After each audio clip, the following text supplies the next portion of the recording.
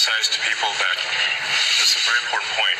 If we don't solve the deficit, there won't be money for medical care. There won't be money for Social Security. We either solve the deficit, or all we'll be doing is paying debt. So it's got to be solved, or there's no medical care, there's no Social Security, there's no nothing. It's got to be solved. It's not optional. America will go bankrupt if this is not done. That's why I'm here. You see, at first, when someone says, let's impose tariffs on foreign imports, it looks like they're doing the patriotic thing by protecting American products and jobs. And sometimes for a short while it works, but only for a short time. What eventually occurs is, first, homegrown industries start relying on government protection in the form of high tariffs. They stop competing and stop making the innovative management and technological changes they need to succeed in world markets. And then, while all this is going on, something even worse occurs. High tariffs inevitably lead to retaliation by foreign countries and the triggering of fierce trade wars. The result is more and more tariffs, higher and higher trade barriers, and less competition. So soon, because of the prices made artificially high by tariffs that subsidize inefficiency and poor management, people stop buying. Then the worst happens. Markets shrink and collapse, businesses and industries shut down, and millions of people lose their jobs.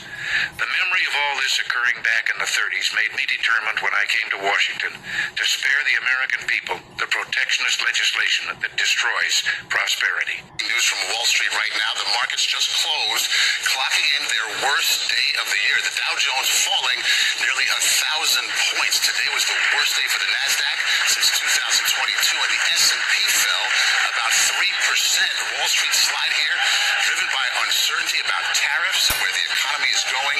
All this coming in the wake of President Trump's recent back and forth on tariffs with Canada, Mexico, and China. The president also non-committal on the possibility that his policies could lead us into a recession. Financial markets today roiled by Donald Trump and the chaos he has unleashed on the American economy. The Dow is down more than 2%, around 900 points today, after Trump, in an interview on Fox News, refused to rule out a recession. Watch those comments. Are you expecting a recession this year? I hate to predict things like that. There is a period of transition because what we're doing is very big. We're bringing wealth back to America. That's a big thing. And there are always periods of, it takes a little time. It takes a little time. But I think it should be great for us. I mean, I think it should be great. Should be great. Markets didn't think so, clearly disagreeing with that. Spooked by what Trump called there a, quote, period of transition. All major stock indices are now below the levels they were when Donald Trump was inaugurated. That may be one reason why in that Fox interview, Trump said this, quote, "You can't really watch the stock market," end quote, a sudden about-face from the kinds of things he said during his first term, when markets were his most favorite metric.